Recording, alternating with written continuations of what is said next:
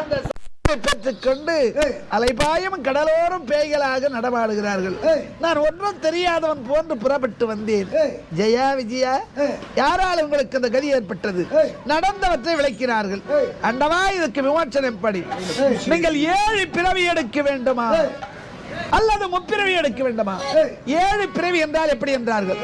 கூன், குருடு, செவிடு, மொண்டி, முரடு, இப்படி அபயம் குறைவாக பிறந்து 7 பிறவி எடுத்துதான் என்னுடைய பாதார வந்தமா அழிய முடியும் என்றேன். அண்டவா, 7 பிறவி என்றால் எவ்வளவோ காலம் கடந்துவிடும், உன்னுடைய பாதார வந்தமா அடைய முடியாது. முப்பிரிவு என்றால் எப்படி என்று கேட்டார்கள். முப்பிரிவு என்றால் எனக்கோ நேர் விரோதியாக பிறக்க வேண்டும், என் கரத்தால் நீங்கள் அழிய வேண்டும், அழிந்த பிறகு என்னுடைய பாதாரத்தை அடையலாம் என்றீர். முப்பிரிவிய போரம் என்று பெற்றுக் கொண்டார்கள். இரண்யன் இரணியாக்குதன், ராவணன் கும்பகர்ணன், சிசுபாலன் தந்தைவர்கள். இதான் இருக்கிறான் இந்த சிசுபாலன்.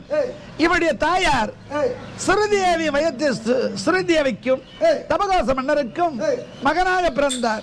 இவருடைய தாயார் வேற யாரும் அல்ல, என்னுடைய சிறிய அத்தை மகன் தான் இவன். இவன் பிறக்கும் போது 3 நேத்திரம் 4 புஜத்தோடு பிறந்தான். அப்படி பிறக்கும் போது அசரியர் கூவியது. யாருடைய பார்வை பட்டு ஒரு விழியம் 2 புஜம் மறைகிறதோ அன்னவரால் தான் இந்த சிசுவுக்கு அழுவென்று. உலகத்தில் இருக்கின்றவர் எல்லாம் அதிசய குழந்தைய பிறந்திருக்கானே என்னவனை காண வேண்டும் என்று சென்றார்கள். எவர் சென்ற போதிலும் ஒரு விடியும் 2 புஜம் மறைந்து கிடையாது.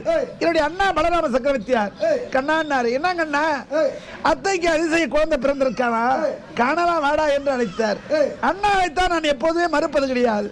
சரி என்று அண்ணனும் நானும் புறப்பட்டோம். இந்த சிசுவிற்கு கிரகத்தை நாடிய பொழுது, கண்ணா, அத்தைக்கு பிறந்திருக்க அதிசய குழந்தை பாடுறாரு.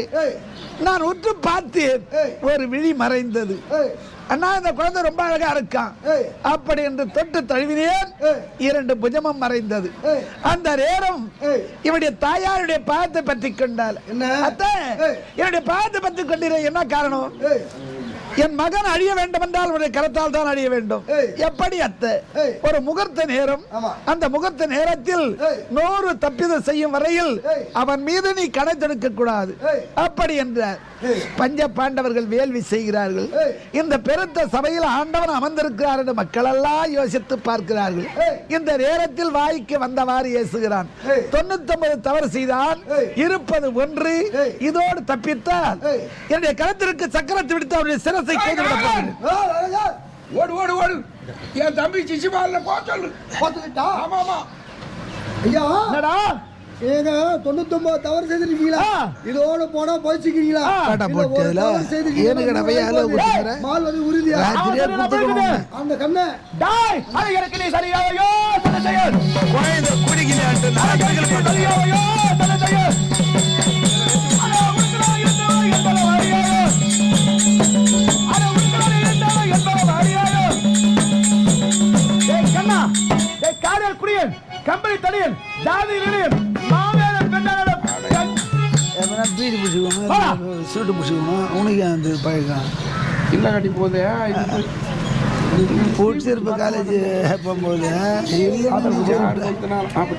என் பிள்ளை சொல்லுவான் உன்னை பற்றி. நல்ல பேனுக்கு நேராக உட்காந்துக்கிறோம். டேய் ராமா, நீ வா. இருக்கிற குச்சால நாசிப்பட்டார், ஓத மாட்டாரு. ஏறு ஓத மாட்டாருப்பா.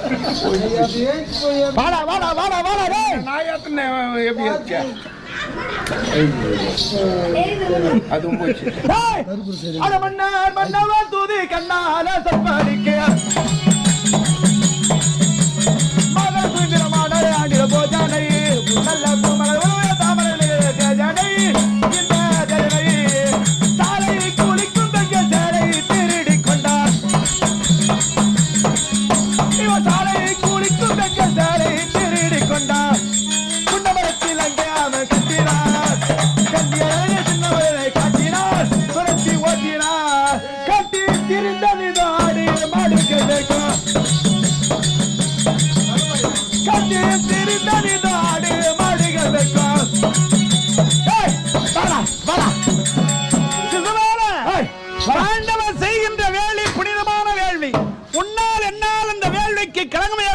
கூடாது. அதோ இருக்கு பர்வதமான மலையினுடைய அடிவாரத்தில் சென்று உதவி செய்வோமா? புறப்பட்டு போகலாம். எடுத்தேன் சக்கரம் கையில் கொடுத்தேன் எடுத்தேன் சக்கரம் கையில் கொடுத்தேன்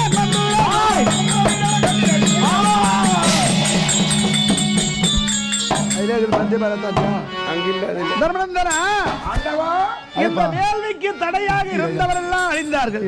வேள்வி பூர்த்தி ஆகட்டும். தண்ணி கேக்குது சார்.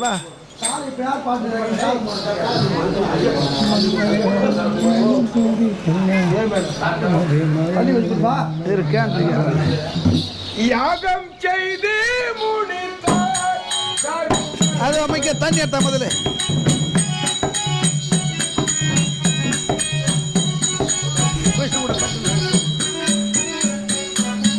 ஓதானம் கூதானம் குறைவில்லை அன்னதானம். ஓதான கூதான குறைவில்லை அன்னதானம். தந்தை பாண்டி ராஜன் சொர்க்கமே சேர வேண்டி செய்தி முடித்தார். தருமறைவர் யாகம் செய்தி முடித்தார்.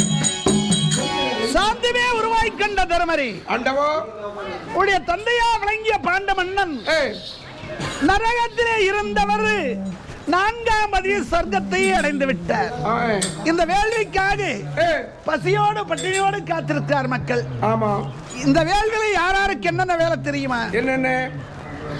நகுல சகாதேவர்கள் வருகின்றவரை வாவென்று அழைக்க வேண்டும். வரவேற்பறையில் இருக்க வேண்டும். வந்தவரை அமரச் செய்வது அர்ஜுனுடைய வேலை. சரி. வந்தவருக்கு போஜனம் சமைக்கின்ற வேலை பீமச்சேனன் மடப்பள்ளியுடையது.